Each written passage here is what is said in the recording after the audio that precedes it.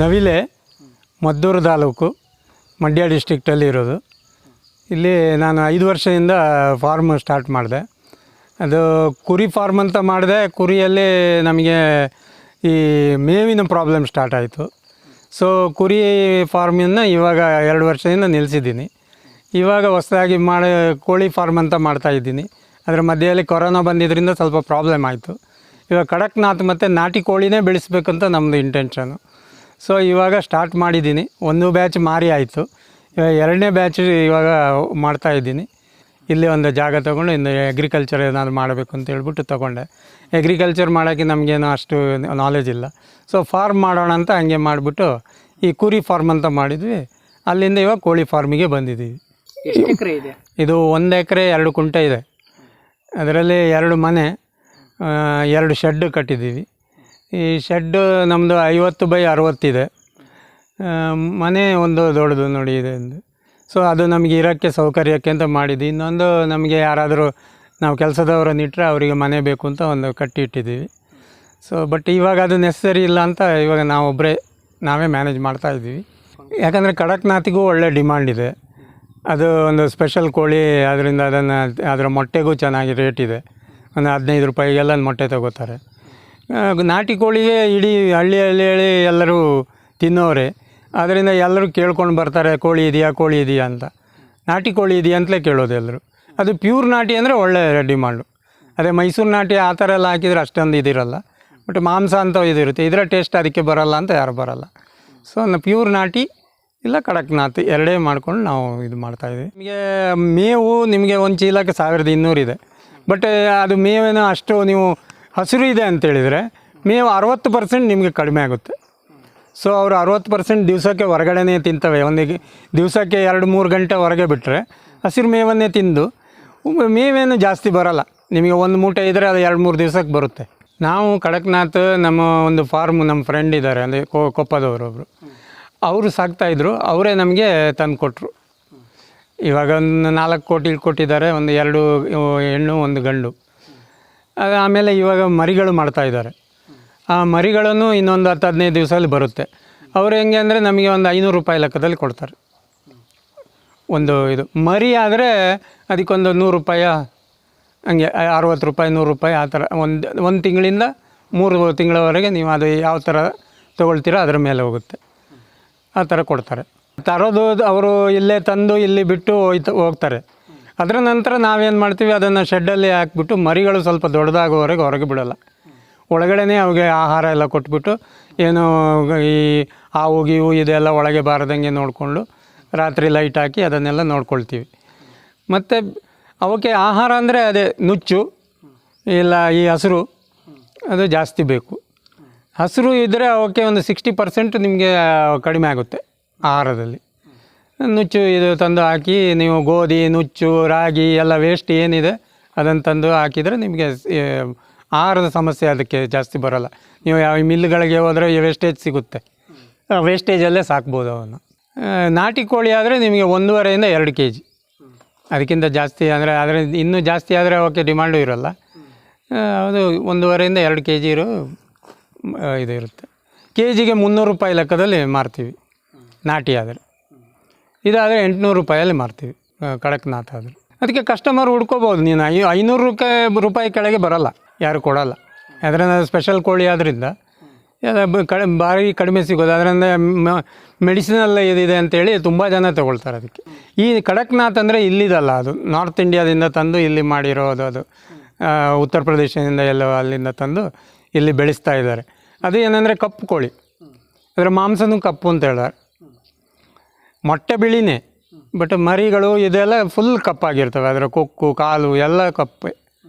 So ಅದರಿಂದ ಒಳ್ಳೆ ಅಂದರೆ ಈ BP-ಗೆ, ಶುಗರಿಗೆ, ಅದಕ್ಕೆಲ್ಲ ಒಳ್ಳೇದು ಅದರ ಮಾಂಸ ಅಂತ ಹೇಳ್ಬಿಟ್ಟು ಜಾಸ್ತಿ ಜನ ಅದರಲ್ಲಿ ಪ್ರೋಟೀನ್ ಜಾಸ್ತಿ ಇದೆ ಅಂತೇಳಿ ತೊಗೋತಾರೆ. ಚಿಕ್ಕವರಿಂದ ದೊಡ್ಡವರವರೆಗೆ ಯಾರು ಬೇಕಾದ ತಿನ್ಬೋದು. ಈ ನಾಟಿ ಕೋಳಿ ಹೆಂಗೆ ತಿಂತಾರೋ ಹಂಗೆ ತಿಂತಾರೆ. ಅದರಲ್ಲಿ ಏನೋ ಡಿಫ್ರೆನ್ಸ್ ಏನಿಲ್ಲ. ಟೇಸ್ಟ್ ಎಲ್ಲ ಒಂದೇ ಥರ ಇರುತ್ತೆ. ಬಟ್ ಅದರಲ್ಲಿ ಮೆಡಿಸಿನಲ್ ವ್ಯಾಲ್ಯೂ ಜಾಸ್ತಿ ಇದೆ ಅಂತ ಹೇಳ್ಬಿಟ್ಟು ಅದಕ್ಕೆ ಇದು ಮಾಡ್ತಾರೆ ಅಷ್ಟೇ. ನಾವು ತರೋದು 1 ತಿಂಗಳ ಒಳಗಿನ ಮರಿಗಳು. ಆಮೇಲೆ ನಾವು ಅದನ್ನು 1 ವರ್ಷ 1.5 ವರ್ಷ ಇಟ್ಕೊಳ್ತೀವಿ. ಆಮೇಲೆ ಮಾರ್ತೀವಿ. ಅದು ಅಂದರೆ ನಿಮಗೆ ಒಂದು ವರ್ಷದಲ್ಲಿ ಅದು ಚೆನ್ನಾಗಿ ತಿಂದು ಮೇವು ತಿಂದು ಒಂದು 2 ಕೆಜಿ 2.5 ಕೆಜಿ ಬಂದರೆ ಆವಾಗ ಮಾರ್ಬಿಡ್ತೀವಿ. ಹೆಣ್ಣು ಕೋಳಿ ಜಾಸ್ತಿ ಇರಬೇಕು. ಒಂದು 10ರಿಂದ 15 ಕೋಳಿಗೆ ಒಂದು ಗಂಡು ಸಾಕಾಗ್ಬಿಡುತ್ತೆ. 10 ಅಲ್ಲ 25 ಕೋಳಿಗೆ ಒಂದು ಗಂಡು ಸಾಕಾಗ್ಬಿಡುತ್ತೆ. ಅದಕ್ಕಿಂತ ಜಾಸ್ತಿ ಗಂಡು ಮಾಡಿದರೆ ಗಂಡುಗಳು ಹೊಡೆದಾಡ್ತವೆ, ಹೊಡೆದು ಸಾಯ್ತವೆ. ಸೊ ಗಂಡು ಕಡಿಮೆ ಇರಬೇಕು, ಹೆಣ್ಣುಗಳು ಎಷ್ಟಿದ್ರೂ ಪರವಾಗಿಲ್ಲ. ಲಾಭ ನಮಗೆ ಅಂತೂ ವರ್ಷಕ್ಕೆ ಒಂದು 2-2.5 ಬರುತ್ತೆ, 2.5 ಲಕ್ಷವರೆಗೆ ಲಾಭ ಬಂದಿತ್ತು. ಇವಾಗ ಸ್ವಲ್ಪ ಕರೋನಾ ಇರೋದರಿಂದ ಇವಾಗ ಸ್ವಲ್ಪ ಡಿಮಾಂಡ್ ಇಲ್ಲಾಂದರೆ ಒಳ್ಳೆ ಡಿಮಾಂಡ್ ಇತ್ತು. ಯಾವಾಗಲೂ ಡೈಲಿ ನನಗೆ ಏನಿಲ್ಲ ಅಂದರೆ ಡೈಲಿ ನಿಮಗೆ 1,500 2,000 ರೂಪಾಯಿ ಬರುತ್ತೆ ಪ್ರಾಫಿಟ್. ಅಂದರೆ ನಿಮಗೆ ಕೋಳಿ ಸೇಲ್ ಆಗ್ತಾನೇ ಇರುತ್ತೆ. ಯಾಕಂದ್ರೆ ನಾನು ಹಾಗೆ ತಿಳ್ಕೊಂಡಿದ್ದೆ ಕಡಕ್ನಾಥ್ ಕೋಳಿ ಕಪ್ಪುದು ಅದು ಮೊಟ್ಟೆನೂ ಇಡೋದು ಕಪ್ಪುದು ಅಂತ. ಯಾಕಂದರೆ ಕೆಲವರು ಯೂಟ್ಯೂಬನ್ನಲ್ಲೆಲ್ಲ ಅಲ್ಲಿ ತೋರಿಸಿದ್ರು ಕಪ್ಪು ಮೊಟ್ಟೆಗಳು ಹಂಗೆ ಹಿಂಗೆ ಅಂತ. ಬಟ್ ನಾನು ಅಲ್ಲಿ ಹೋಗಿ ನಿಜವಾಗಿ ನೋಡಿದಾಗ ಕಪ್ಪಲ್ಲ ಅದು ಮೊಟ್ಟೆ ನಾಟಿ ಮೊಟ್ಟೆ ಥರನೇ ಸ್ವಲ್ಪ ದಪ್ಪ ಅಷ್ಟೇ, ಬೇರೆ ಏನು ಡಿಫ್ರೆನ್ಸ್ ಇಲ್ಲ ಅದರಲ್ಲಿ. ಫುಲ್ ವೈಟ್ ಇಲ್ಲ ಅಂದರೆ ಕೆಂಚಿಗೆ ಈ ನಾಟಿ ಕೋಳಿ ಮೊಟ್ಟೆ ಇರುತ್ತಲ್ಲ ಇದರಲ್ಲೇ ಇರುತ್ತೆ. ಒಂದು ಕಡಕ್ನಾಥ್ ಮೊಟ್ಟೆ ಇಡೋಕ್ಕೆ ಸ್ಟಾರ್ಟ್ ಮಾಡಿ 15 ಮೊಟ್ಟೆ ಇಡುತ್ತೆ, 12 ಮಿನಿಮಮ್ ಇಡುತ್ತೆ, 12ರಿಂದ 15 ಇಟ್ಟುಬಿಡುತ್ತೆ. ಅಷ್ಟು ಬಂದಮೇಲೆ ನಾವು ಅದನ್ನು ಮರಿ ಮಾಡೋದು ಇಲ್ಲ, ಅದರಲ್ಲಿ ಕೆಲವು ಫಸ್ಟಿದು ಒಂದು 4-5 ಮೊಟ್ಟೆಯನ್ನು ತೆಗೆದುಬಿಟ್ಟು ನಾವು ಸಪ್ರೇಟ್ ಮಾಡ್ತೀವಿ, ಅದನ್ನು ಮಾರಿಬಿಡ್ತೀವಿ.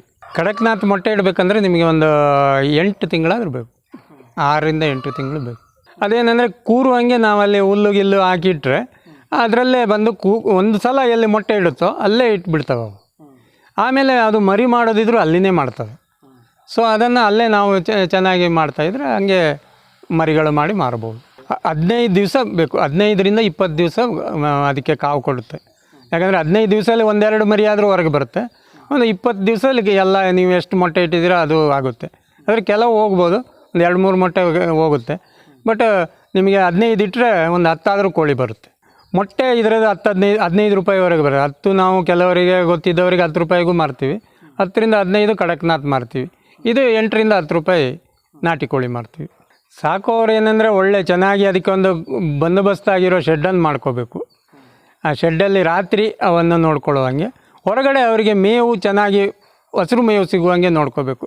ಓಪನ್ ಏರ್ ಅವರಿಗೆ ಚೆನ್ನಾಗಿದ್ದರೆ ಅವರು ಓಪನಲ್ಲಿ ಬಿಟ್ಟುಬಿಟ್ರೆ ಅವರು ಎಷ್ಟು ಜಾಸ್ತಿ ಹೊರಗಡೆ ಬಿಟ್ಟು ಸಾಕ್ತಾರೋ ಅಷ್ಟು ಅದರ ವೆಯ್ಟ್ ಜಾಸ್ತಿ ಆಗಿಬಿಡುತ್ತೆ, ಜಲ್ದಿ ಬಂದುಬಿಡ್ತವೆ.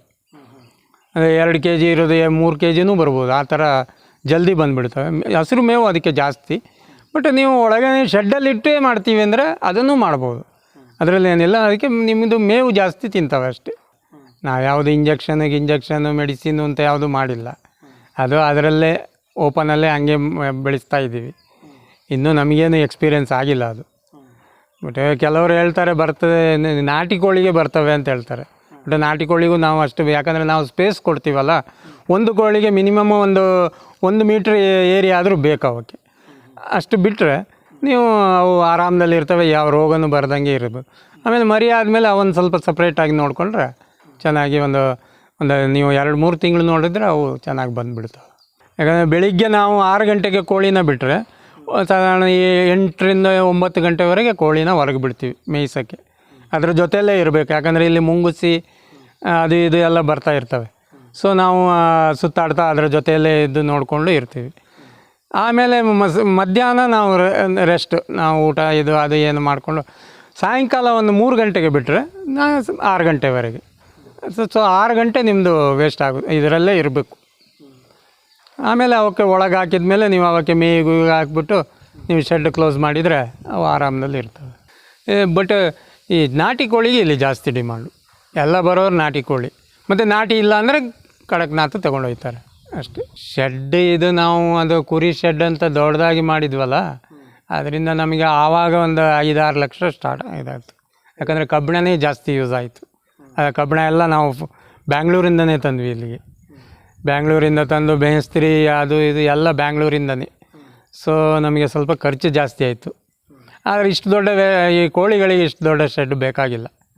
ನೀವು 10x10 20 ಇದ್ರೂ ಸಾಕಾಗುತ್ತೆ. ಇದರಲ್ಲಿ ನಾವಂದರೆ ಸಾವಿರಾರು ಕೋಳಿ ಸಾಕ್ಬೋದು, ಒಂದು 2,000 ಕೋಳಿ ಸಾಕ್ಬೋದು. ಯಾಕಂದರೆ ಯಂಗ್ಸ್ಟರ್ಗಳು ಮನಸ್ಸು ಮಾಡಿದರೆ ಎಗ್ರಿಕಲ್ಚರಲ್ಲಿ ಲಾಸ್ ಅದು ಹೇಳೋದು ಸುಳ್ಳು. ಚೆನ್ನಾಗಿ ನೋಡಿಕೊಂಡು ಅವುಗಳನ್ನು ಚೆನ್ನಾಗಿ ನೋಡಿಕೊಂಡು ನೀವೊಂದು ಮಾರ್ಕೆಟ್ ನೋಡಿಕೊಂಡ್ರೆ ನಿಮಗೆ ಅದರಲ್ಲಿರುವ ಲಾಭ ಒಬ್ಬ ಸಾಫ್ಟ್ವೇರ್ ಇಂಜಿನಿಯರ್ ಎಷ್ಟು ತೊಗೋತಾನ ಆ ಸಂಬಳ ನೀವು ತಿಂಗಳಿಗೆ ತಗೋಬೋದು. ಇಂಟ್ರೆಸ್ಟಲ್ಲಿ ಮಾಡಬೇಕು. ಏನೋ ಹಾಕೋದು ಹೋಗೋದು ಎಲ್ಲ ಮಾಡಿದರೆ ಆಗಲ್ಲ. ನೀವು ಇಂಟ್ರೆಸ್ಟಲ್ಲಿ ನಾನು ಮಾಡ್ತೀನಿ ಇದು ಮಾಡ್ತೀನಿ ಅಂತ ಹೇಳಿದರೆ ಒಳ್ಳೆ ಲಾಭದಲ್ಲಿ ಇದು, ಅದರಲ್ಲಿ ಲಾಸ್ ಏನಿಲ್ಲ. ಮತ್ತು ಕೋಳಿ ಅಂದರೆ ನಿಮಗೆ ಅವಕ್ಕೇನು ಈ ತೆಗೆದು ಇಟ್ಟು ಒಣಗೋದು ಎಲ್ಲ ಇಲ್ಲ ಅಲ್ಲ, ಡಿಮ್ಯಾಂಡ್ ಬರುತ್ತೆ ತಗೊಂಡು ಮಾರ್ಕೊಂಡು ಇದು ಮಾಡ್ಬೋದು. ಇಲ್ಲ ಅಂದರೆ ನೀವು ಮಾರ್ಕೆಟಿಗೆ ಹೋದ್ರೂ ಜನ ತಗೊಂಡವರು ಇದ್ದಾರೆ, ಒಳ್ಳೆ ಡಿಮ್ಯಾಂಡ್ ಇದೆ. ಇವಾಗ ಹಣ್ಣಿನ ಮರಗಳು ಹಾಕ್ಬೇಕಂತ ಇದ್ದೀವಿ, ಬಟರ್ ಫ್ರೂಟು ಇದೆಲ್ಲ ಮಾವಿನ ಗಿಡ ಎಲ್ಲ ಹಾಕೋಣ ಅಂತ.